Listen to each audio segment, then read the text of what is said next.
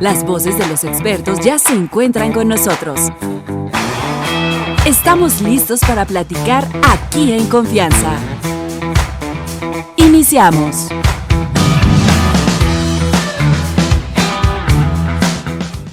José Luis Gómez, ¿cómo estás? Qué gusto tenerte. Muy aquí. bien, viendo las estrellas. Qué bueno. Las ¿no? estrellas no se ven si hay luz. No, no se ven. ¿No? Curioso que parece que no hay. Sí hay, ¿no? pero y cuando no. vas a un lugar así como que estás, me ha tocado algunas veces yendo a la sierra, que se nos ha hecho regresando de noche, así, que pasas por lugares donde no hay ni una farola en ningún lado, ¿no? Y nos hemos parado específicamente porque dices, wow, Sí, ¿no? tiene mucho que ver con el tema que vas a tocar, porque si quieres apreciar las estrellas, tienes que quitar la luz Claro, eléctrica. Claro. Entonces, todo el mundo buscamos nuestras zonas luminosas, ¿no? Como que nos sentimos más seguros, presumimos más nuestra luminosidad, pero al oscuro le corremos. ¿Cuáles podrían ser nuestras zonas oscuras? Bueno, por un lado, todo lo que Jung, por ejemplo, le llamaba la sombra, ¿no? Decía, ¿qué es la sombra? Pues todo eso que no nos parece bien ni de nosotros mismos, ¿no? Vamos a suponer, no sé, que alguien haya engañado a su socio económicamente, ¿no? Y sea un tema que internamente lo trae rondando y dice, bueno, pues es que así es que pues él hace menos, o invirtió menos, o yo llevo toda la vida, pero al fin y al cabo no estás contento contigo. O sea, y no sabes que estás actuando mal. Claro, Okay. y no vas y le dices a todo el mundo, fíjate que le robé a mi, o no sé, mi mujer tenía el patrimonio y yo fui y me lo gasté en Las Vegas y bueno, hice bien porque me lo merezco. Bueno, pero no lo puedes decir en público porque a ella no le parece bien y porque tú mismo dices, pues la verdad no está bien.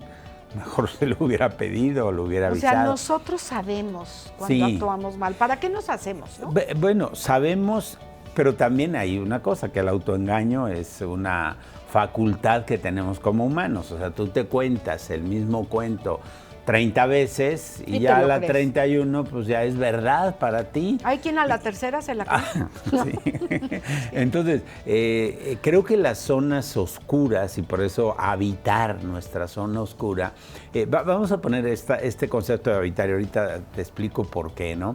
Vamos a suponer que a ti te venden un departamento, ahora y te dicen, mira, Amelia, este es maravilloso y esto, y te hacen un render como hacen ahora y te lo ponen tan bonito que hasta ya te pusieron a ti entrando y estás y dices, wow, ya me ¿no? vi. Esto es la maravilla, esto es, pero nunca has entrado, nunca lo has visto. Bueno, a veces no existe el departamento. A veces no existe. Claro. Entonces, ¿qué significa habitar? Significa entrar, estar, vivir, tocar. Oye, este baño me habían dicho que el espejo, pero este espejo no. No, es que el que viene en el modelo, pero claro, luego no te preocupes, te lo cambiamos. Oye, pero esta pared no estaba así, parece que. No. Entonces, habitar te hace entender. Habitar las zonas oscuras es decir, darme cuenta que sí hay cosas de mí que me avergüenzan, que me generan culpa. ¿No? Cosas que hemos hecho y que nosotros, para nuestra propia moral, para nuestra propia ética, no están bien, ¿no? Entonces, habitar eso, porque digo, ¿qué solemos hacer? Pues huir, ¿no? Huir o negar, ¿no? Bueno, no pasa nada ya, ¿no? Digamos, vamos a casos extremos, ¿no? Tú estás en una tristeza profunda y alguien te quiere consolar. Y lo primero que te dice, bueno, pues ya. Y tú dices, pues ya, ¿qué? ¿qué? O sea, si tengo esta tristeza, claro. ¿Qué hago con ella? Claro. ¿No? Pero a lo mejor socialmente no está bien visto. Vamos a suponer que tú vas a, no sé, a una sesión que hay hoy de mujeres exitosas y emprendedoras de Querétaro y dicen Amelia Cove, que es la mujer más optimista, que lleva tantos años, y llega Amelia diciendo, ay, tengo una tristeza que no sé hacer con ella. Pues no va con el tema, dirían, oye, Amelia, no es ese el guión, ¿no? Entonces Amelia dice, pero es que me dijeron que hablara de mi honestidad, de mi vida, y eso es lo que me fluye hoy. Bueno, eso que podría ser tu zona en ese momento, tu zona oscura, que no tienes por qué tampoco exhibirla, que puedes decir, bueno, lo importante es que yo la conozca, que yo la sepa y que yo sepa qué hacer con ella, ¿no? Porque además, en ese ejemplo, que seas una persona optimista no quiere decir que no tengas momentos de tristeza. Claro. No quiere decir que no te duela la enfermedad de un hijo, no quiere decir que no te enojes, o sea, todos pasamos por estas emociones, claro. y somos humanos. Vamos a hacer una pausa. Te voy a dejar con el porque ya sabes que aquí la pausa es pausa y no podemos alargarla. No nos tardamos, regresamos, estamos viendo qué tanto habitamos nuestras zonas oscuras con José Luis Gómez. Continuamos. Estamos de vuelta. Habitar nuestras zonas oscuras. Ajá. Si ya sabemos que las tenemos, no podemos vivir así como que, ay, no es cierto, es el cuartito de lo prohibido, no puedo entrar ahí. ¿O qué sugieres tú? Bueno, te voy a decir de dónde tomé esta parte de habitar ahorita y entonces una sugerencia, ¿no? Nazaret Castellanos, que es una neurocientífica actual, que yo les recomiendo, búsquenla en YouTube y escúchenla porque ella explica toda la neurociencia de una manera muy fácil de asimilar. Ella, en el último libro que escribe, que es El puente donde habitan las mariposas, hace un relato de Heidegger, del filósofo, ¿no? Y Heidegger, a su vez, toma de un tal George, ya llegará después. Bueno, ahorita llega, ya sabes cómo funciona eso. Steiner. Y Steiner escribe una pequeña novela que dice el retorno de Hitler a San Cristóbal. Entonces es una novela donde inventa que 30 años después, se supone, de la muerte de Hitler, dice, Hitler no está muerto, Hitler está en el Amazonas, se fue a refugiar allá. Y justo era en la época también en que llevaron a Adolf Einstein, ¿te acuerdas?, a juzgar a Jerusalén, que está Hannah Arendt. Bueno, es toda una historia así de los filósofos. Pero Heidegger ahí escribe, porque le mandan dar una conferencia sobre cómo reconstruir Alemania después de la guerra, físicamente, ¿no? Y entonces él habla en una conferencia que dice, construir, habitar y pensar. Y entonces al hablar de habitar dice, ¿qué es habitar y qué es no habitar? Y cuenta este relato de Hitler. Entonces dice que una gente dice, pues vamos por él al Amazonas y lo llevamos a Jerusalén a que lo juzguen, porque tenemos mucho que aprender de esa mente, ¿no? Incluso está con un psiquiatra Hitler, ¿no? Tenemos mucho que aprender por qué hizo eso. Entonces, ¿qué representa Hitler? Todo lo malo. Todo lo malo, lo peor que te puedas imaginar. O sea, si te dicen a ti, Hitler y la Madre Teresa, lo malo y lo bueno, ¿no? Pero entonces la reflexión de Heidegger es, ese Hitler está dentro de ti. Ese traslado a San Cristóbal, o sea, ese llevarlo a un pueblo, para de ahí llevarlo a Jerusalén, es reconocer que está ahí y que hay que trasladarlo, o sea, que hay que ponerlo en un lugar donde podamos saber qué pasó. Entonces dice, bueno, tu propio Hitler, cuando lo quieres trasladar, ¿qué empiezas, no? Que hay en una selva mosquitos, lo tienen que transportar, ya es viejo, lo tienen que llevar, ya, luego le preguntan y ni se acuerda y ni sabe. Entonces dicen, bueno, ¿y merece la pena todo eso oscuro y negativo ponerlo en la mesa? ¿Merece la pena que Amelia reconozca que hay cosas que le dan vergüenza y culpa? ¿Para qué? ¿Para qué traerlo? A lo mejor ya dejar que se muera. Sí, pero el asunto es que no se muere. Entonces la cuestión es, sí merece la pena porque ilumina. Sí merece la pena no desde el castigo, no desde la culpa, no desde la vergüenza, no para decir, sí, soy muy tonta, soy muy mala, es que sí, he actuado mal, me arrepiento, que Dios me perdone. Perdón, le pegué el golpe al micrófono. Entonces, la idea es reconocer que soy un ser humano, que los seres humanos tenemos esto, en el intermedio hablamos de las emociones, sentimos, pensamos, tenemos un cuerpo, somos frágiles, somos fuertes, que de repente nos enoja algo y nos enfurecemos y el otro ni nos conoce, dice, por Dios, ¿con quién estoy? ¿No? A mí hay mucha gente en terapia que me dice eso, si es que estoy casado o casada con alguien que no conozco, llevo 35 años. No, espérate que se divorcien, no sé, menos lo vas sí. a conocer. Entonces, se te todo aparece esto, el diablo. Claro, todo esto es traer esta parte y no traerla porque la tenga que exponer. O sea, ese puede ser un punto. A lo mejor a alguien le puedo decir, a mi pareja o a un gran amigo, o a alguien le puedo decir, fíjate que yo hice esto y la verdad me persigue, ¿no? Entonces es como decir, primero te lo puedes decir a ti, entonces hay ejercicios, puedes escribir, ¿no? Puedes decir, a ver, ¿qué cosas hay que de verdad no me atrevo a decirlas en público, ni siquiera pues a la gente que conozco, ¿no? Cosas relacionadas con el sexo, que no te atreves a decírselas a nadie, cosas relacionadas con el dinero, Sí, ¿no? hay temas como prohibidos, ¿no? Como que no se habla de eso. No, y no se habla porque tú tampoco quieres traiciones. hablar, ¿no? Porque Sí. Vamos a suponer... Porque te van a señalar, ¿no? finalmente. O vamos a suponer, tú tienes una conciencia diferente, iba a decir avanzada, pero para que nadie se sienta mal, ¿no? Diferente No, de hazme la buena. de la cuestión religiosa. Sí. ¿no? Vamos a suponer que tú dices, pues fíjate que en este concepto no creo. No creo porque me parece que es una manipulación, que es de una época mitológica, que son cuentos, ¿no? Pero sí creo en esta otra forma. Vamos a suponer que estás en un grupo de amigos y amigas que todos son muy creyentes en eso que tú Y ya de la no misma crees. religión, además. Y que además han sido tus amigos por tiempo. Sí. Y que además te invitaron con gusto a ese café. Y tú sacas el tema porque te salió ahí, porque escuchaste, ay, fíjense que fui, no sé, a un retiro de... Y te dicen, ¿pero cómo? Sí, bueno, pero es que esto... Pero, a ver, entonces tú ya no te crees esto y lo otro, y tú dices, pues no, eso ya no me lo creo. En algunos ambientes, bueno, a mí me ha pasado que en algunos ambientes digo, ay, Dios mío, ojalá que no salga el tema. Sí, porque Ojalá o mientes que no me o te pregunten. ponen tache. Claro, Sí. o te ponen tache o de alguna manera entras en algo que tú no quisieras, por ejemplo, que te dejan de hablar, que te dejan, y tú dices, pero yo no, o sea, mi cambio en esta estructura o en esta creencia no implica para nada ni la amistad, ni el respeto, ni que yo esté en contra de ellos, ¿no? O sea, Sigo siendo pienso una de otra buena persona, manera, pero ya claro. no creo en esto. Sí. Claro, ¿no?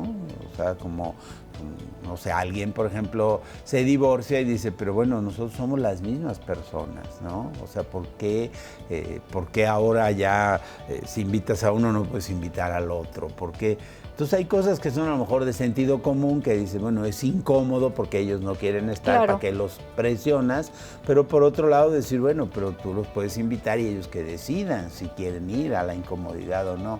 Pero entonces dices, todo eso son zonas oscuras, o sea, son habitaciones, ¿no? Que, ¿te acuerdas el otro día que hablamos de del museo desordenado?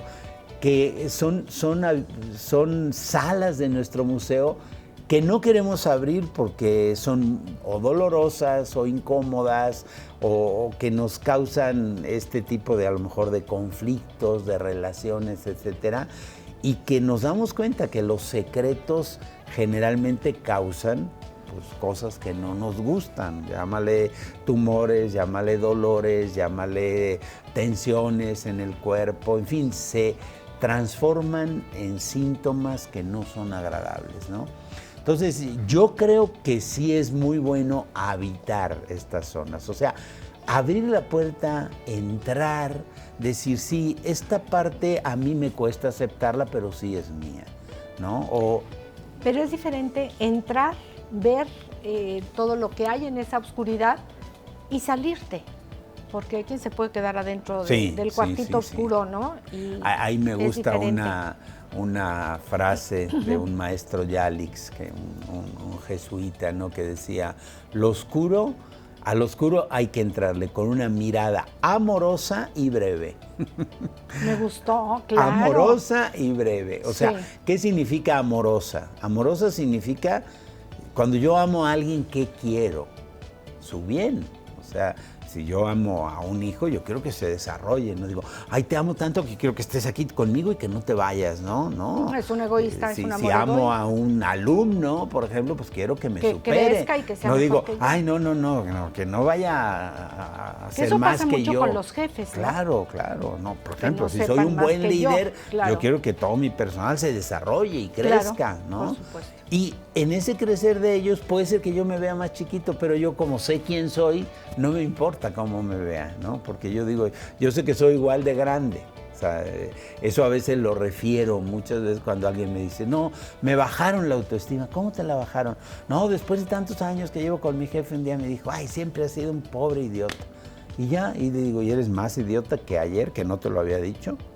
No, pues, bueno, pues entonces sigue siendo el mismo, ¿no? Sí. O sea, lo que cambió es la opinión del otro, que a lo mejor llevaba los 30 años con esa opinión y hasta hoy se atrevió a decirla. ¿Qué Pero, tanto permites que la opinión de los demás te afecte? Claro. Entonces, Claro. esta mirada, esta entrada, ¿no? Quiere decir, entro al cuarto oscuro, me encierro y me quedo ahí, ¿no? En mi culpa, en mi vergüenza. ¿Cómo dijiste? Amorosa y breve. Amorosa y breve. Me gusta. Una mirada, pero es Amorosa. una mirada.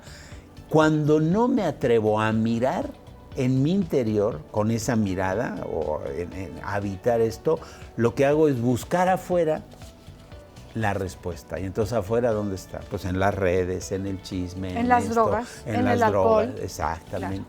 Y ahí no está la respuesta, ¿no? Ahí está no la va a encontrar el consuelo, ahí está pues la morfinita José que te Luis pones. Gómez, muchísimas gracias. Nos dejas tarea siempre y me encanta.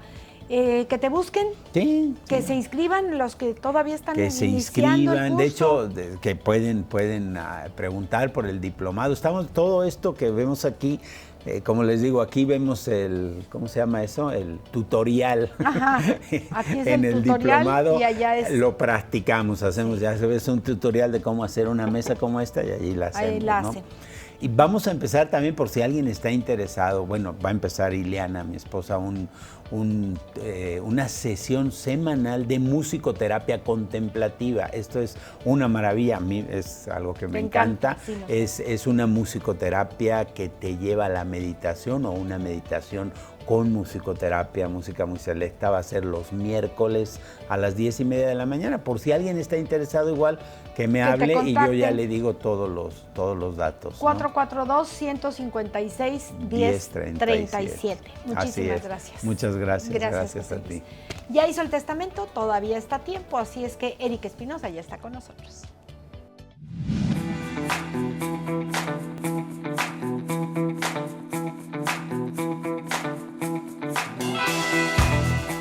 Se va septiembre, pero el testamento se queda. Y se va a quedar para toda la vida, yo creo. Eric, ¿cómo estás? Así es. Qué gusto verte, Amelia. ¿Desde cuándo existen los testamentos?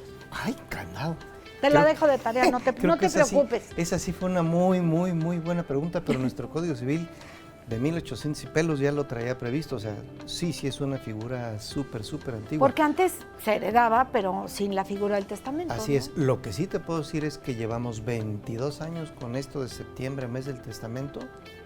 Y pues bueno... Ya 22 años. 22 años. Ay, cómo empezó en envejeció el 2003. mes del testamento. Empezó en el 2003. Yo recuerdo el primer año que era Sí. así como, ¿qué? ¿Pero de qué se trata? sí, Pues un sí. descuento y ya pasaron 22 años. Y fíjate que precisamente a ello quiero enfocar un poquitito lo del día de hoy, porque sí hay mucha gente y debo entender, no nada más respeto, entiendo de sobremanera que hay mucha gente que dice, no sé en qué consiste un testamento, no sé cómo hacer un testamento. Pero además es muy respetable que Sí, muchos claro, no lo a ver, entendamos. pues es que no eres todólogo, Pues, punto. sí, claro. Pero para eso estamos quienes podemos ayudar y podemos colaborar para iluminar un poquitito estas mentes, ¿no? Y quitar esta oscuridad. A ver, número uno, cuando digo yo se va a septiembre, pero en el testamento es que septiembre no es el único mes para hacer testamento. Si realmente lo que quieres es enfocar en septiembre, ok, estás viendo septiembre descuento y hasta ahí. Y si tú lo que buscas es el descuento y tu notario, pues bueno, está saturadón, pues búscate otro. A ver, abiertamente, habemos varios que podemos estar trabajando en esto, ¿no? Si Porque hay tú- notarías que están saturadas. Sí, hasta donde sí, yo sé. sí, Entonces, sí. A ver, yo por busca- ejemplo yo abro mi agenda, la abro a mediados de agosto, para ocupar la primera quincena, porque tradicionalmente dejamos todo para el último, entonces la segunda quincena está Ya llena. está llena. Yo el día 18, por ejemplo, recién entramos del hermoso puente de la semana pasada, saturé la agenda. O sea, se llena con mucha facilidad, porque ya quemaste los primeros lugares, padrísimo. Claro, y porque somos mucho de dejar todo al final, Así es la Ahora, verdad. si tú requieres un poquitito más de asesoría, pues entonces no te quedes nada más con lo que es el costo, búscale un poquitito más para adelante, siéntate y te puedes sentar a platicar varias veces. Acuérdate que todo esto que nosotros llamamos la asesoría sucesoria, la asesoría sucesoria es gratuita. Entonces, aprovecha que efectivamente tenemos esta gratuidad para hacer este tipo de actos, ¿no? Cosas que son pero muy importantes. No olvides lo que es la figura central de todo testamento, que es el heredero, no los legatarios. Los legatarios son cosa accesoria. Lo que siempre debe existir en un testamento es un heredero. No puede haber así, no debe haber un legatario si no hay un heredero. ¿Pueden ser la misma persona? Sí, pueden ser la misma persona. No puedo dejar puros legados. No existe eso. Okay, no sí existe, pero, o sea, es no la lo peor hagan. tontería. No lo hagan, Okay. no lo hagan. No es recomendable. ¿Por qué? Porque al no haber heredero, se tiene que abrir una sucesión intestamentaria. Oye, pero hay legados, pero falta el heredero. Entonces, y les si estás no hay dejando herederos, broncas a los hijos. Estás ¿Para armando, qué? estás dejando el completo. Sí, claro, si lo que queremos es dejar, bueno, por lo menos yo, todo lo más tranquilo y lo más claro posible. Sí, claro. Y a ver, si tú me dices, Hugo, Paco y Luis son los únicos legatarios, pues Hugo, Paco y Luis son tus herederos también. Déjalos como herederos y también los dejas como legatarios. El legado es algo que es accesorio, es algo adicional. No es que deba de existir, puede no existir un legado. Otra cosa, deja establecida también la premorición y la conmorición. Esto es, piensa que tu heredero puede faltar antes que tú, y no es por la edad, es por accidentes que también se puede dar. Venía ahorita en el camino escuchando que murió finalmente quien fuera alcalde o presidente municipal allá en San Pedro Garza García, o allá en Nuevo León. Digo, no, desconozco el municipio. En un ratito se fue este señor, pidió licencia por cuestiones de salud, se murió en un ratito. O sea, lo hemos visto aquí en Querétaro y en todos lados, ¿no? Sí, en se ve, las familias, un accidente, o sea, con mucha facilidad. un accidente de salud, un accidente de tránsito, un accidente de alcohol, un accidente cerebrovascular, qué sé yo. Otra, ubica que el albacea tiene derecho a cobrar un 2%. Piénsalo y platícalo con tu albacea. Oye, ¿estarías dispuesta a no cobrarlo porque quiero dejar lo mío a mis herederos? Entonces, eso tienes que platicarlo, eso tienes que plantearlo. ¿Y por qué no? Yo sí, por ejemplo, yo a mis clientes sí se los pongo en el testamento, que no tiene derecho a cobrar albacea. O sea, les adelanto el mensaje. ¿Cuándo tiene que haber albacea? Siempre. Siempre. Siempre, Okay. siempre. El albacea es el ejecutor de la voluntad del testador. Entonces, el albacea es un administrador. Y él dice, ¿qué dijo el testador? Que le entregara todo a Hugo, Paco, Luis. Ah, pues aquí está, Hugo, Paco, Luis, ahí te entrego. Por eso va a cobrar un 2%. Y aquí se me pues está prendiendo una lucecita. Me hizo favor tu papá de hacerme el testamento hace 35 años y dejé como albacea a una persona mayor hace 35 años, que ahorita pues ya le está pegando a los 90. Que a lo mejor ya ni existe, no sé si existe o no existe. Sí pero existe, pero ya muy viejita. Okay, ya me no. convendría cambiar el albacea. Sí, Para esto necesito hacer otro testamento. nuevo testamento. A ver, ¿qué pasa en caso concreto? El caso Amelia. Pero lo digo porque igual hay muchos casos. Sí, puso un albacea ya muy grande. Este albacea tira ahí los 90, vamos a darle 98 años para que se vea que va llegando al centenario. Puede ya no tener ni tantitas ganas de estar haciendo nada. ¿Qué sucede? Va a venir, vamos a pensar que Amelia se nos muere hoy. No se nos va a morir si no se nos acaba el programa, ¿eh? Uno nunca sabe. Nos quedamos sin audiencia, chavos. Hay que estar bien preparados. Pero sí, a ver, fallece. Sí. ¿Qué sucede? Los herederos podrían, junto con el albacea, decirle, oye, ¿quieres seguir siendo albacea? Y el albacea podría decir, no tengo ganas de seguir siendo albacea, perdón, no quisiera ser albacea. Cuando el albacea renuncia, o vamos a pensar que fallece y Amelia no alcanza a corregir su testamento, los herederos tienen que nombrar a un albacea. Okay. ¿Lo pueden hacer frente al notario? Sí, lo pueden hacer frente al notario. Acuérdense que el notario ya tramita sucesiones testamentarias o sucesiones intestamentarias, esto es con testamento o sin testamento. ¿Lo pueden hacer no frente al notario? Que entre los hijos, Hugo, Paco y Luis, se pongan de acuerdo. Sí, pero lo tienen que formalizar frente al notario Okay. fuerzas. O lo hacen frente a un notario o se me van a un juzgado y lo hacen frente Y a un eso juez. puede pasar en el caso de que se muera el albacea o el que no quiera albacea, hacer... o los dos, o sea, que se muera el albacea y el... O que el albacea diga, no, el yo que no testó. tengo interés. A ver, yo sí he tenido gente de edad joven, tiene joven que toda dice, la razón. no quiero ser albacea. ¿Por qué? Porque no me interesa. No tengo ningún interés en esa asociación. Gracias por mi compadrito que se fijó en mí, pero no me interesa.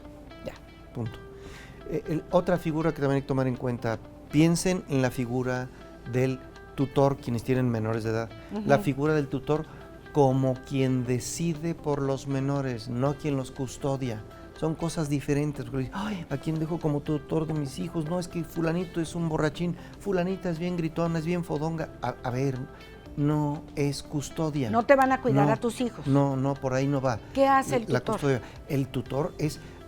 Me voy a regresar un poquitito a nuestras calificaciones de primaria. Firma del padre o tutor. Ahí está. Ese es el que representa al chiquillo. Se necesita permiso del padre o tutor para salir del país. Digo padre, señores, entiéndanmelo, padre, madre. ¿eh? Se necesita el permiso del padre o del tutor para salir del país. El tutor autoriza la salida del país. Se necesita un tutor para poder solicitar autorización para venta de bienes de menores cuando no hay quien ejerce la patria potestad. Ahí entra el tutor. Es un representante legal del menor, no es el que custodia al menor. Okay. Ayer tuve una cita con una señora, le dije, señora, permítame usar lo que me está usted preguntando para el programa de mañana, Amelia. Hasta incluso me dijo, oiga, ¿qué horas es? A las 9, tome nota. Entonces ya traemos un radio escucha más o un televidente más. Me decía la señora, oiga, estoy firmando mi testamento, pero como que no le salía, pero al final me dijo, ¿qué pasa con mis bienes? ¿Qué pasa? No pasa nada. Por eso, pero ya no puedo yo hacer nada con ellos. Señora, mientras usted no se muera, haga lo que quiera con sus triques, lo que quiera.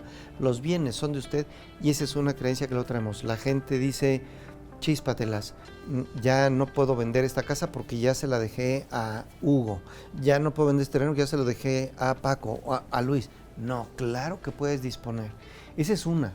Y otra consulta que me hicieron, que hasta me mandaron un tríptico que pues, por ahí pongo entre comillas, requisitos para hacer testamento, dice un despacho, no es el mío, quiero aclararlo, tu credencial, tu acta, bla, bla, bla, bla, bla, y si tienes más de 70 años, una constancia médica de que estás bien de tus facultades, perdón, pero 100% es no. A ver, para esto estoy yo soy el notario y no soy Dios, soy el notario que yo entrevisto a la persona. Si la persona está bien, ayer hizo un testamento una persona de 98 años conmigo, qué bruto, estaba súper cuerda la señora, claro, la llevaban en silla de ruedas, está bien, pues eso no le quita el que esté bien de sus facultades mentales. Sí, el asunto es estar bien de la Tengo azotea. una clienta que va a festejar el mes que entra 100 años de vida y está más lúcida que tú y yo juntos. ¿Por qué exigirle una constancia nomás porque tuvo 70 años? Yo tengo 61, en 9 meses ahí les caigo, 9 años más ahí les caigo con mi constancia. No, espérame, si Dios me da vida, espero estar cuerdo, y si no estoy cuerdo, pues ya mucho gusto, ¿no? Pero eso de que es un requisito, no es un requisito, definitivamente no. Capricho, capricho, prevención, prevención. Pero yo creo que yo como notario soy el primero que tengo que estar analizando si el cliente tiene o no tiene capacidad. Y el testador no se sienta amarrado con sus bienes.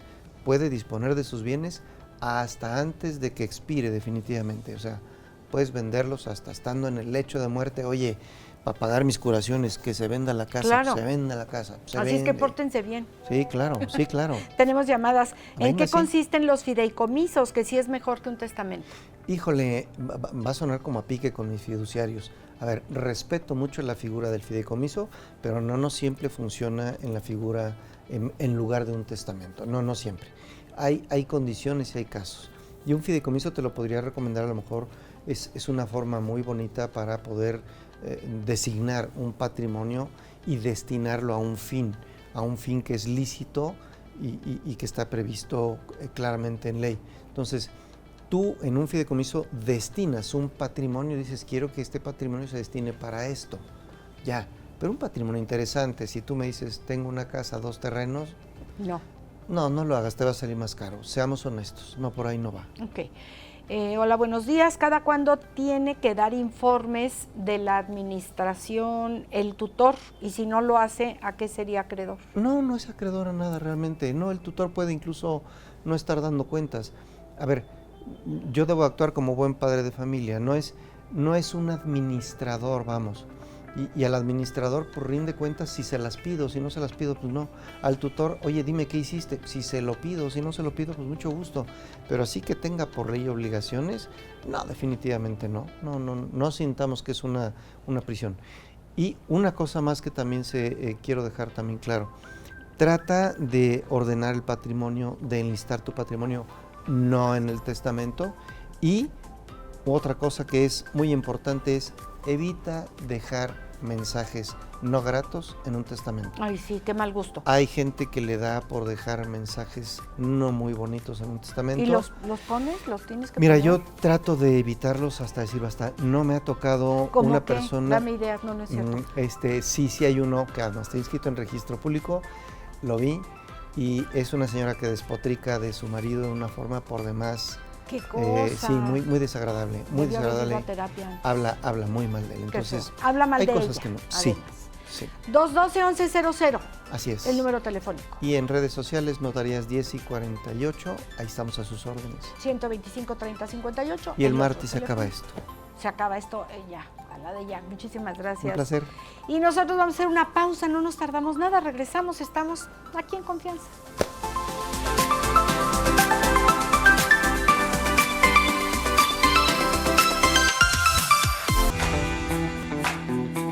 Estamos de vuelta. Oscar Belmont es grafólogo y vamos a hablar de las adicciones y la grafología. ¿Cómo estás? Muy bien, Amalia, pues como siempre es un honor estar aquí. Amelia, perdón, ve nada más, vengo corriendo con un trafical tremendo, pero bueno, llegué así como los beisbolistas, ¿no? Qué bueno. Es un honor siempre estar aquí, Muchas un gusto gracias. platicar de temas siempre tan interesantes como el día de hoy. El día que de hoy hablamos está adicciones, muy bueno sí. el tema. Adicciones, ¿qué tiene que ver con la grafología? ¿O cómo puedes, a través de la grafología, identificar si alguien es propenso a tener una adicción o es adicto? Sí, fíjate que es muy fácil en la escritura, cuando tú ves una escritura sinuosa, o puede ser una persona que pueda tener Alzheimer o Parkinson, pues bueno, generalmente se da así.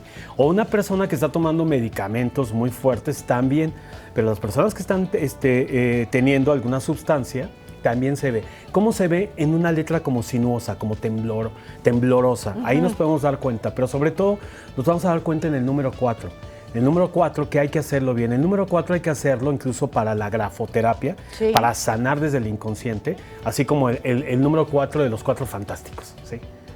O sea, vean el 4 de los 4 fantásticos, tienen que ser en un solo momento gráfico. ¿Qué significa? ¿En un solo movimiento? Ajá, sí. Y empieza de abajo, ¿verdad? Puedes empezar de así lo hacen, derecha a izquierda así debe o de ser. abajo, sí. Cualquiera de las dos formas, aquí el resultado es lo más importante, porque el número 4, así en un solo punto, habla de sabiduría. Y habla de sabiduría en conexión con los 4 elementos, con el presente, el pasado, el futuro, con mis pensamientos y con mis actos. Y si ¿sí? no lo hacemos de un solo... Sí. Por ejemplo, haz el pues tuyo. yo no lo hago. ¿No? ¿Cómo lo haces tú? Con 2 movimientos. Sí, así. Es que, no la mayoría, muchas personas lo hacen con 2 movimientos, pero la verdad lo mejor es hacerlo así. No, hombre, así no me va a salir nunca. Sí. Ay, esto sería lo correcto. Si usted lo hace así, no tiene problema de adicción. Exacto. Ahora, y vas a evitar y va a ayudar a que la persona minimice esa situación. ¿Qué pasa con el cerebro? Hay que entender muy bien cómo funciona el cerebro, cómo funciona nuestra mente. Y aquí en las adicciones, que es un tema que ha venido teniendo muchos problemas en nuestra sociedad, en nuestros jóvenes, es que nosotros detectemos bien. Hay unas mentes que son adictivas y mentes que no son adictivas. Por ejemplo, tú y yo vamos a tomar una copa, pero no somos alcohólicos, ¿sí? Entonces, ¿cuál es la gran diferencia? Las personas que tienen mente adictiva no es que sean adictos, tienen mente adictiva. Entonces, lo que hay que hacer es modificar y tratar de transformar la mente para que no sea una mente adictiva. ¿Cómo Exactamente. lo haces? Lo haces a través de grafoterapia, o sea, el número 4 es algo bien importante. O sea, habría que hacer va a ayudar. muchas. Estarlo haciendo 21 veces en rojo todos los días. 21 veces en rojo esto va a ayudar. todos los días. Ok. Pero por supuesto que ponerse en manos de un profesional como un servidor. No, y sobre todo si ya tienes una adicción, no se te va a quitar haciendo el número 4. Exactamente, aunque lo hagas 2000 sí, veces. ayuda muchísimo y hay personas que sí puede impactar, pero obviamente hay que analizar otras situaciones, porque la mayoría de las personas llegan a consumir por algunos sucesos traumáticos de su vida, ¿sí? Entonces, y puede ser, ahora hay 20,000 adicciones que, bueno, no te puedes imaginar. Entonces, hay que ver la raíz y el momento y el motivo y la causa que hace que tú caigas constantemente en esas adicciones. Porque estamos hablando de adicciones, cada vez que hablamos de adicciones la gente piensa en las drogas, ¿sí? Pero hay muchas adicciones, o sea, hay adictos al deporte, adictos al sexo, adictos a la pornografía, adictos al trabajo, a las compras, o sea... Hay una adicción a las compras impresionante, y ahora que compras a través de internet. Hay un y de estas dato importante, plataformas, dicen que Querétaro está considerado entre los jóvenes uno de los estados de más consumo. ¿De droga? De adicción a las compras. ¿sí? Ah, las compras. Que de alguna manera pues es una adicción y tampoco es buena, porque hay personas que se viven... ¿Qué pasa cuando uno es adicto a las apuestas? Pues de momento que ahí embargó, pero hasta todo, ¿no? Y una persona adicta a las compras también constantemente está He escuchado, y no apostándole solamente todo. una persona, que me dicen, cuando me da insomnio, me pongo a comprar cosas en alguna de las plataformas. Sí. O sea, ¿cómo por qué? Compras lo que no necesitas, a lo mejor muy barato, no lo sé, a lo mejor para cuando te quede y bajes de peso, porque luego cometes muchos errores cuando vas a comprar con esa impulsividad. Y ese es el truco, ¿no? Que dicen, es que todo está muy barato, sí, pero ya le sumas y ya te salió un cuento, ¿no? Hay que tener mucho cuidado. La sociedad siempre nos está presentando trampas en todo. Ahorita otra de las situaciones más graves es la adicción al azúcar, ¿no? Que no puede ser que, por ejemplo, un bebé nace y perdón por decir la marca y estar en contra de eso, pero ¿cómo que miel caro para el bebé? ¿Por qué le das azúcar a un bebé? Todavía se usa. Pues si no ese, hay otros sustitutos. Hay otros, sí. Y todos dicen, es que esta leche le gusta mucho, porque incluso tiene más azúcar. las aguas embotelladas tienen azúcar. O sea, tú dices, ya todo el tiempo te están, para que tú inconscientemente digas, me gusta más esta. Ni siquiera a lo mejor estás percibiendo el sabor. Las aguas embotelladas, qué manera de hacer negocio. Sí. Es impresionante y además, qué manera de contaminar.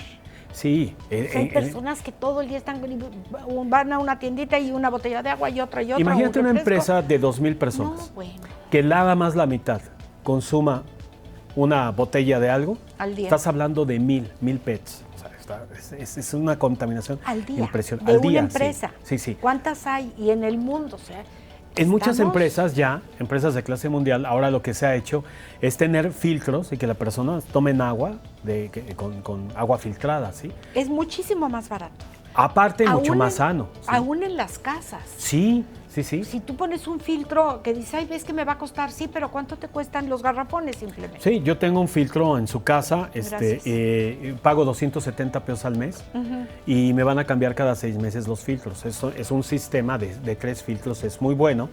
Y además, no te estás preocupando de cambiar el filtro. Y aparte, el agua embotellada te deshidrata, porque no tiene minerales, no tiene sales. Entonces, los purificadores lo único que hacen es quitarle pues toda la suciedad, las impurezas, pero dejar el agua tal como viene. ¿sí? No, y hay filtros muy buenos. Sí.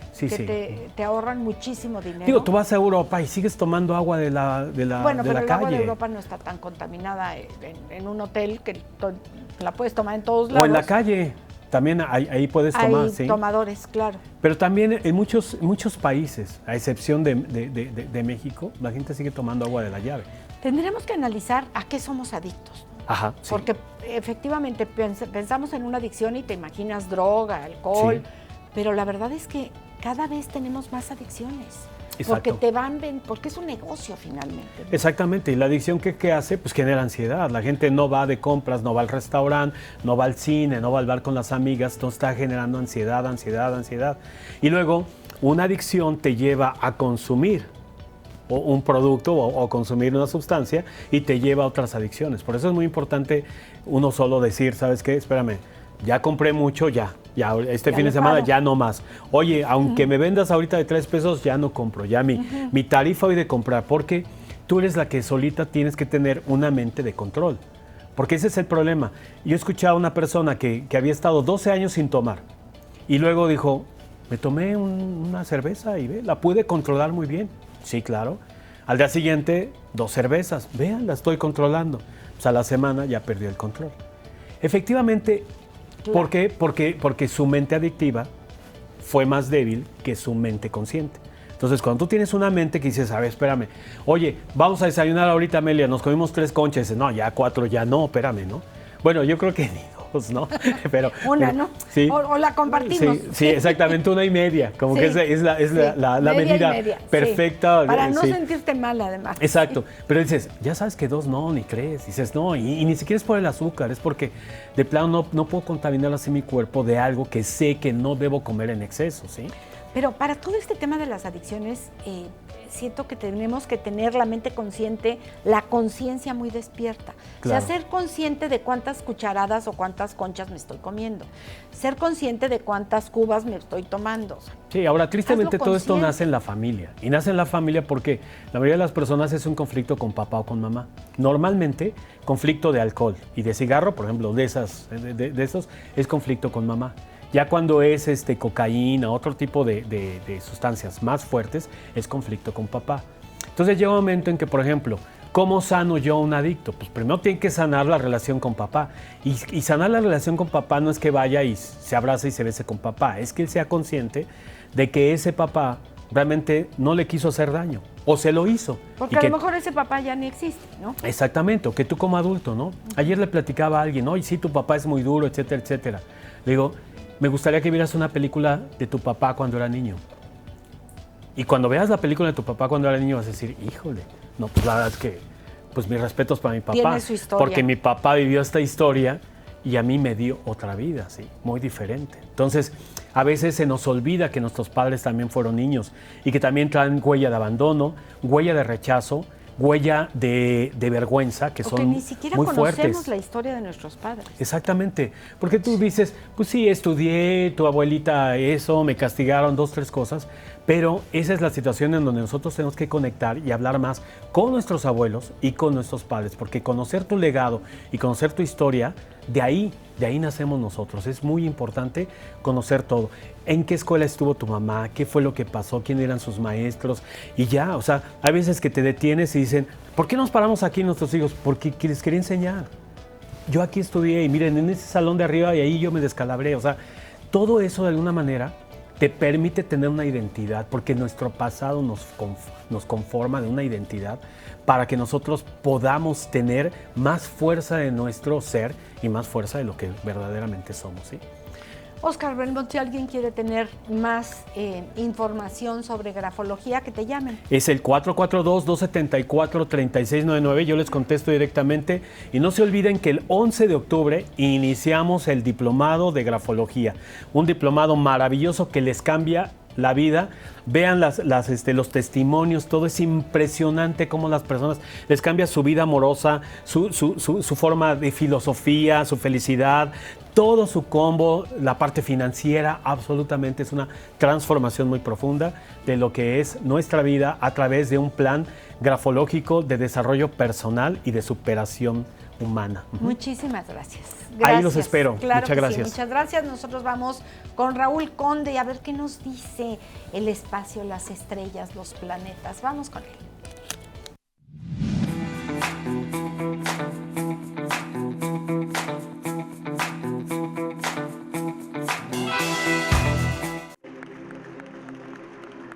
Me encantaría regalarles a cada uno una estrella, una galaxia, un planeta, pero pues sería difícil.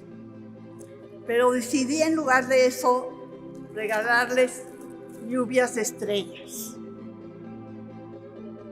Con esa energía, carisma y amor, Julieta Fierro dedicó su vida a la investigación y divulgación de la ciencia. Yo de niña quería ser mamá de 12 hijos, cirquera y hada, porque había tantos males en el mundo. De grande, la investigadora del Instituto de Astronomía luchó por un mundo mejor a través de la física, la matemática y la química. Podemos Hoy, el legado de Julieta sigue vivo en las múltiples generaciones en las que sembró su amor por la ciencia. Chicas y chicos, la ciencia vale la pena. Con su ejemplo, la integrante de la Academia Mexicana de la Lengua inspiró a una gran cantidad de niñas que hoy son científicas. ¿Y por qué queremos mujeres en la ciencia? Porque hay muchos problemas de las mujeres que no se han resuelto. No porque los hombres sean mala onda, pero no conocen nuestros problemas. De alguna manera, su presencia sigue y seguirá con nosotros, pues hoy ella es, como siempre supo que lo éramos todos, un puñado de polvo de estrellas. Raúl Conde, ¿cómo estás? Buenos días. Muy bien, feliz y contento de estar aquí con ustedes y lamentablemente pues sí vamos a hablar de esta gran estrella que se nos acaba de ir, falleció Julieta Fierro, como ustedes escucharon y vieron en radio y televisión, una astrónoma, astrofísica mexicana que estuvo en Querétaro hace 15 días en el Hay Festival.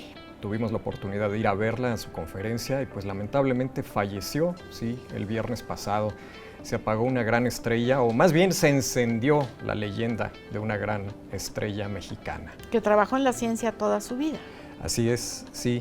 Y pues lamentablemente sucedió esto, en algún momento tenía que pasar como a todo el mundo. Fíjate que muchas veces, queridos amigos, tiene que morir alguien de este tamaño para saber o conocer quién fue, qué hizo, por qué, de dónde la grandeza y sobre todo el legado que deja no solamente para la ciencia, sino para muchas niñas, como lo mencionaba, muchas mujeres que pues la tuvieron como un gran ejemplo, ¿no? También una mujer que apoyó a muchas mujeres y que hablaba bien de las mujeres. Sí, así es, una gran divulgadora científica que, bueno, tenía un gran amor a la ciencia, a los niños, a la comunicación, tenía programas de radio y televisión, en particular de Radio UNAM, donde ella trabajó muchos años. Egresada de la UNAM, tuvo la maestría de astrofísica, o sea, no cualquiera tiene ese grado. Una ¿no? maestría de astrofísica, espérame, primero platícame qué es astrofísica, para empezar, sí, claro. Un mujerón. Estudió física y luego la maestría en astrofísica y luego tuvo doctorados honoris causa por varias instituciones y desgraciadamente pues sí falleció. Fíjate que el año pasado estuvo aquí en Querétaro en el Hay Festival y recordarán, aquí lo comenté, yo fui a la conferencia, tuve la oportunidad de verla al final y por ahí tenemos una foto de ese encuentro que tuvimos hace un año. También le comenté que también era yo divulgador de astronomía, pero a nivel local, no nacional como ella. Bueno, encantada y nos entendimos muy bien, estuvimos platicando un momentito. Por ahí está la foto, ahorita la pone aquí producción. Y volvió para el Hay Festival de este año. Este año, hace unos cuantos días. Hace 15 días Sí. estuvo aquí. Y la volviste a ver. Y la volví a ver. En esta ocasión no pude platicar con ella, pero tuvimos la oportunidad de escuchar su conferencia maravillosa también, con muchos niños, muchos adultos, por supuesto. Y una cosa que nos llamó la atención, fue una niña como de unos 7, 8 años, vestida de astronauta, Guau. con un disfraz de astronauta, pues yo creo que casero, hecho por la mamá seguramente, y la niña con su casco como de piel, no, ni siquiera era una cosa rígida. Bueno, Julieta la invitó a subir al escenario y a otros niños, siempre hace eso hacía eso en sus conferencias, y muy divertido la presentación que tuvo. Y bueno, la gente encantada con esta niña que iba vestida de astronauta. En fin, que muy llamativa siempre sus conferencias, muy amena ella, muy amena, muy divertida. En esa semblanza que tuvimos al principio, ella estaba hablando creo que en la Cámara de Diputados y les dijo, no vengo a traerles otra cosa sino las estrellas, y les regaló un montón de estrellitas. Eso que aventó, así que se veía en las escenas, les dio una lluvia de estrellas, les dijo, les traigo una lluvia de estrellas. Bueno, maravillosa. ¿Qué es lo que tenemos finalmente, no? Así es. Ahí están las estrellas para el que las quiera ver o las pueda ver. Exacto. Bueno, aquí algunas imágenes para los amigos de radio, imágenes de Julieta Fierro en sus conferencias en diferentes lugares. Por todo el país estuvo dando conferencias, les repito, salía en radio y televisión. Gran comunicadora, gran astrónoma y bueno, pues tenemos una nueva estrella en el cielo mexicano de la ciencia, Julieta Fierro, fallecida a los 77 años. Y bueno, deja un lugar... ¿A qué edad, perdón? 77. 77. Un lugar difícil de llenar, pero hay otras mujeres investigadoras, astrónomas. Porque ella impulsaba a otras mujeres. Sí, ¿no? fíjate que el año pasado que vino estuvo ella sola en su conferencia y en esta ocasión estuvo en una charla, no fue su conferencia habitual. En esta ocasión estuvo con otra astrónoma, Leticia Carigi, que también mexicana, y conversando con... Hay una señora de apellido Rosas que era parte del Hay Festival, de los organizadores. Bueno, estuvieron en una conversación también muy amena, platicando, y luego te digo, pues hicieron pasar a algunos niños al escenario, en fin. Muy interesante. Así que hay otras mujeres mexicanas que siguen el camino de la ciencia y en particular de la astronomía, como Leticia Carigi, y seguramente tendremos nuevas estrellas. Tal vez esa niña que iba de astronauta en 20, 30 años, claro, la tendremos como algo similar. Y un gran ejemplo, no solo para niñas, también para niños y para adultos igual. Entonces... esta foto es extraordinaria, ¿no? Vemos a Julieta Fierro, pues como si estuviera formando parte ya de esta cantidad de estrellas.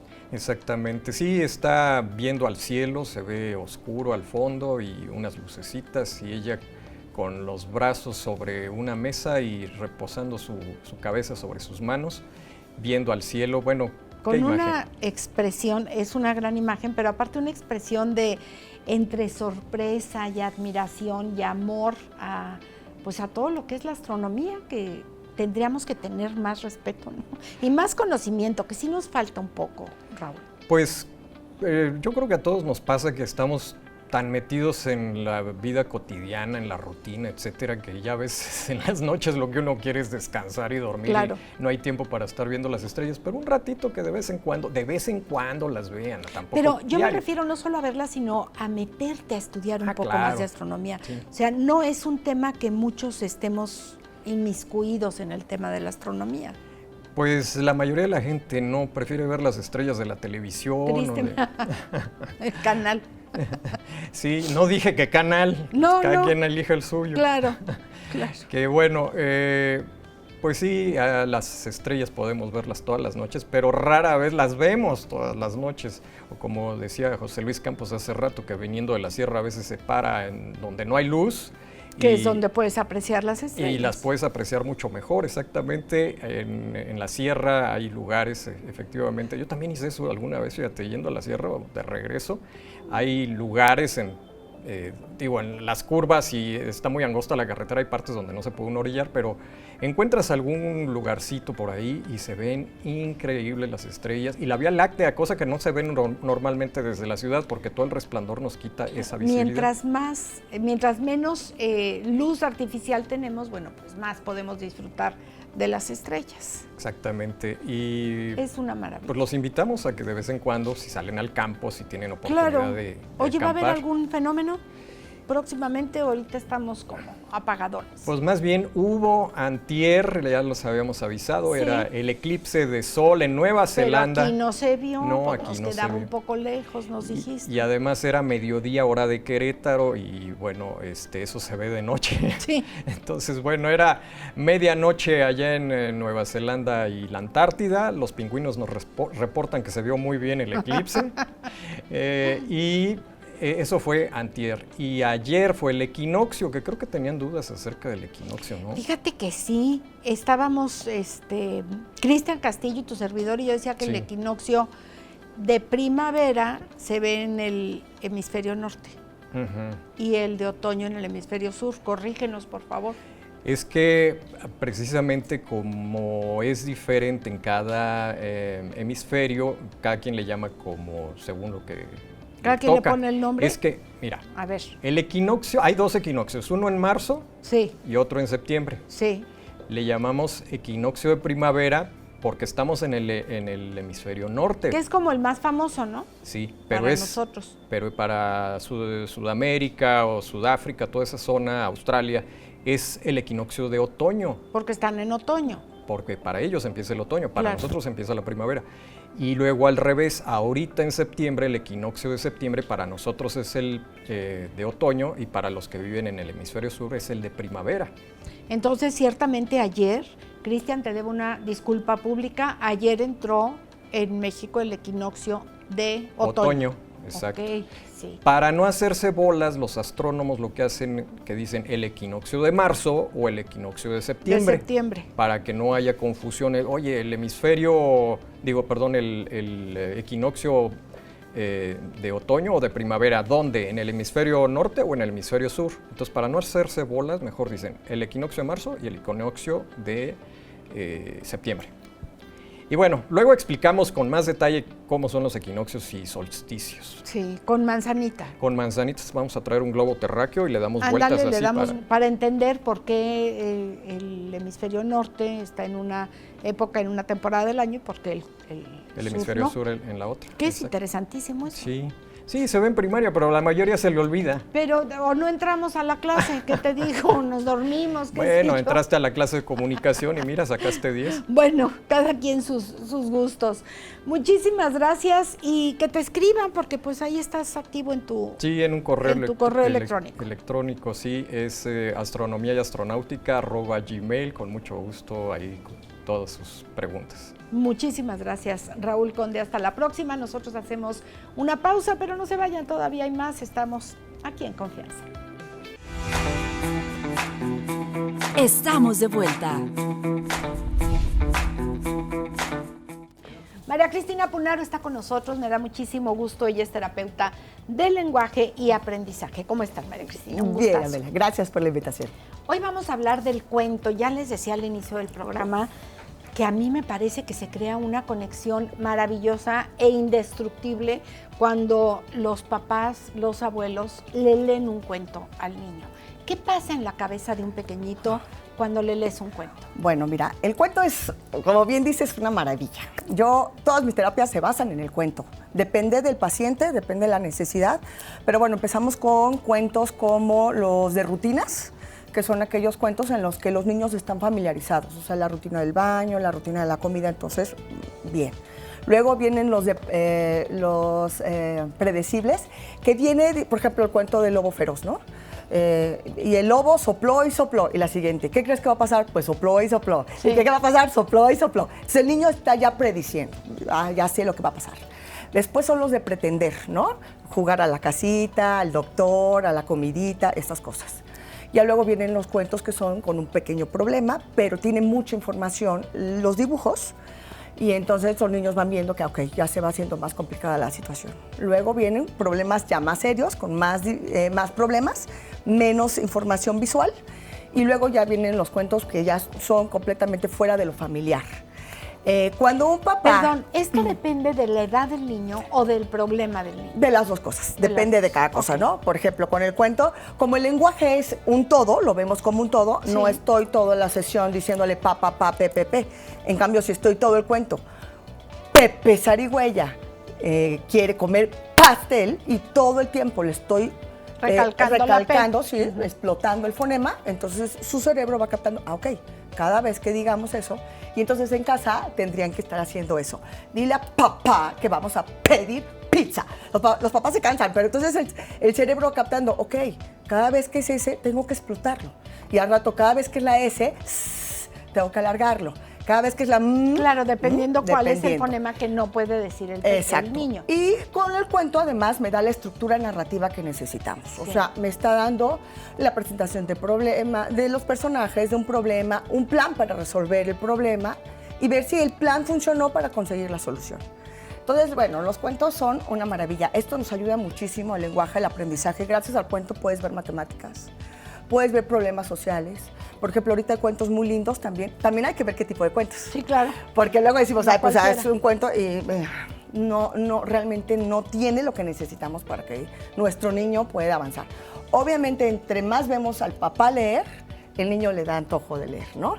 No hay como el ejemplo, definitivamente. Sí, entonces, claro. Bueno, si el papá, la hora del cuento, después de bañarme antes de dormir, o me bañaron en la mañana, llegó mi papá, nos vamos a dormir y me va a leer mi cuento, mi mamá.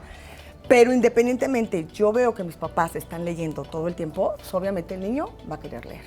Y bueno, la lectura abre un mundo de posibilidades, o sea, de veras es magia, no hay como los cuentos, definitivamente. Empezamos con cuentos muy chiquitos, inclusive cantando, ¿no?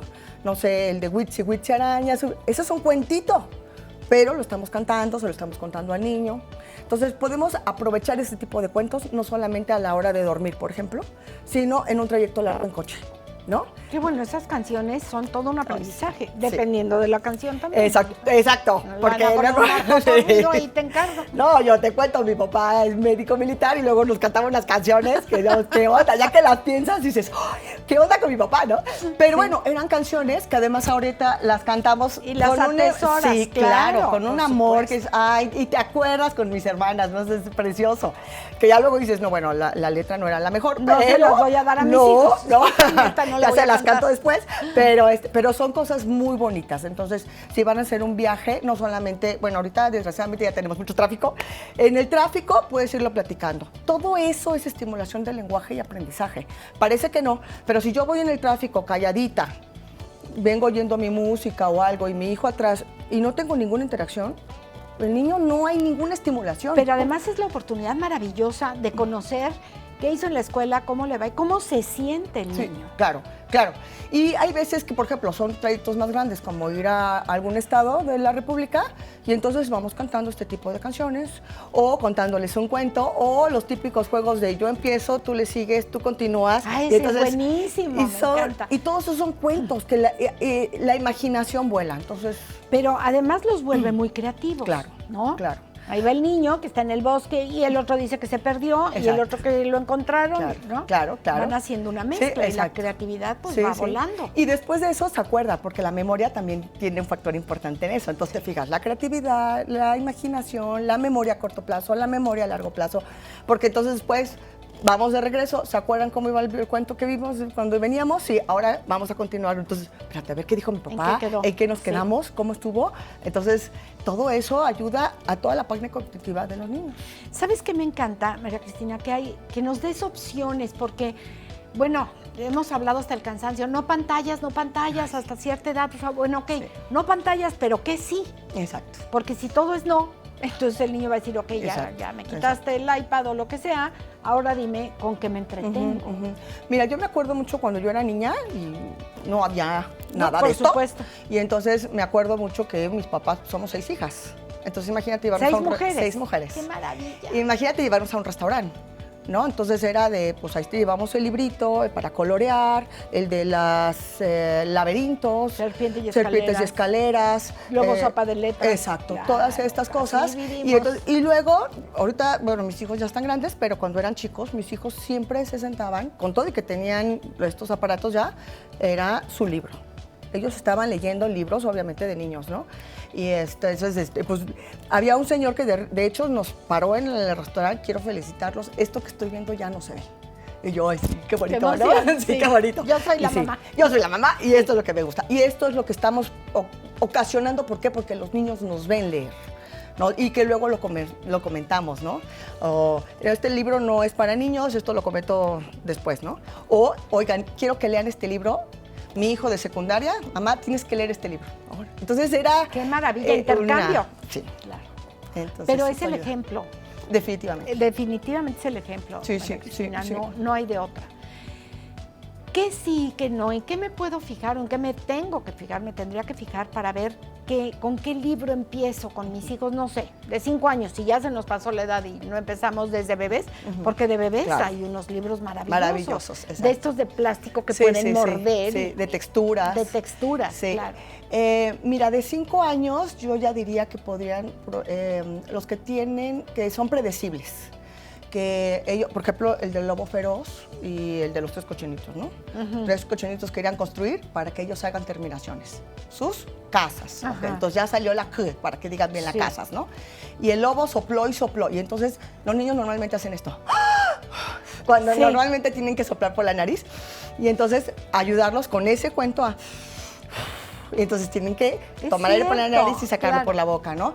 O querían una casa fuerte y entonces hacen ellos así, ¿no? O sea, este tipo de interacción les ayuda mucho. Por ejemplo, el de Ricitos de Oro y los 3 ositos. Y entonces, ¿y qué pasó después, no? Entonces, y probaron la sopa y dijo, esta está muy caliente y esta está muy fría y esta estuvo perfecta. O la silla estaba muy dura y esta estaba muy suave y esta la rompió. O sea, van haciendo esas terminaciones. Sí. Hay veces les pedimos a los papás, por ejemplo, en terapia, que repitan el cuento y lo repitan todas las noches, se los mando de tarea, ¿no? Pero además ellos mismos lo piden. La repetición. Exacto. Sí. ¿Por qué? Porque eso ayuda a que tengan la seguridad de saber qué es lo que va a pasar después. Entonces ya sé qué pasa y no tengo problema, ¿no?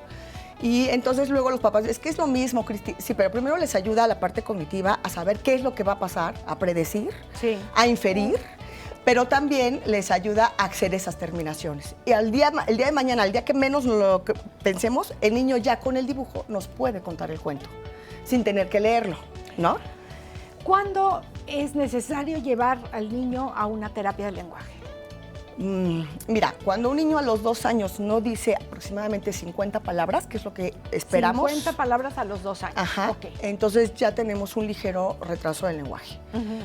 Un niño de 4 años que no dice oraciones complejas, sencillas, sí, o sea, ya es necesario. Ya es súper necesario, ¿no? Un niño que no dice la R después de los 6 años.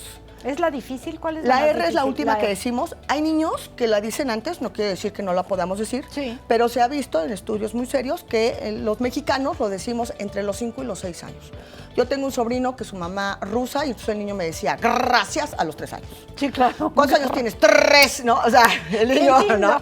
Y yo, ay, canijo, tengo pacientes de 9 que no la dicen. Pero si a los 6 años ya no la dicen, ya no la van a decir, ya tiene que ir a terapia porque ya no la va a decir naturalmente. O sea, ya se quedan con el mal chip de decirla hombre, ¿no? O la arrastran, ¿no? Como francés. Exacto. O que empiezan a cefear. ¿Se logra decirla? Claro. Digo, he tenido pacientes de 39 años que les quitamos quitar sí, y que la digan bien.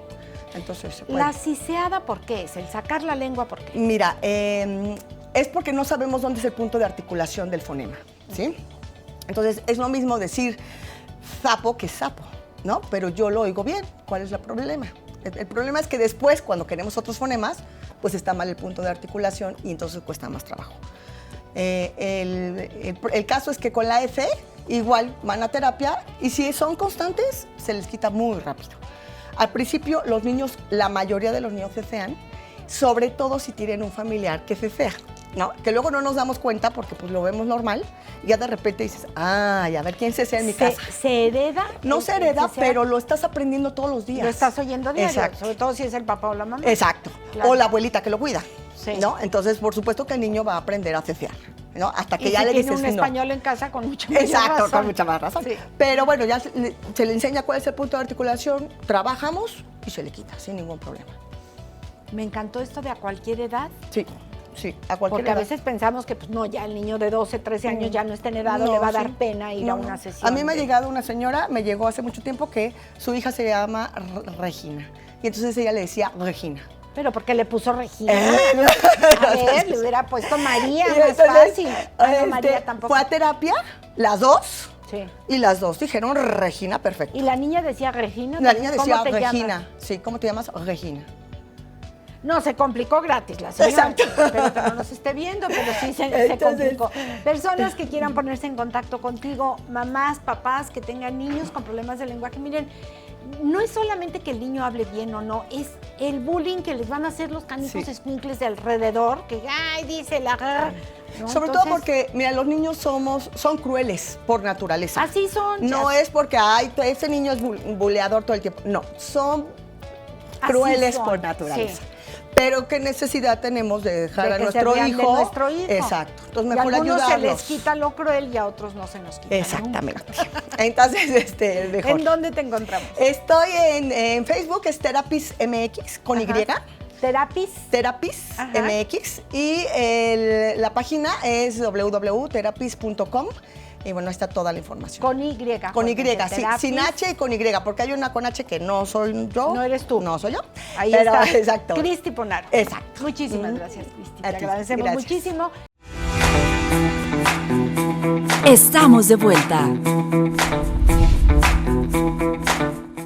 Gracias a todo el equipo, a todos mis compañeros que hacemos posible este trabajo, que es un verdadero placer para llevarlos a sus hogares. sus trabajos, negocios, vehículos, donde nos vean, donde nos sigan, en las redes sociales también. Yo les agradezco muchísimo su paciencia y su constancia y espero verlos mañana en punto de 8:30 de la mañana para seguir platicando aquí como siempre lo hacemos. Muy en confianza. Lindo martes.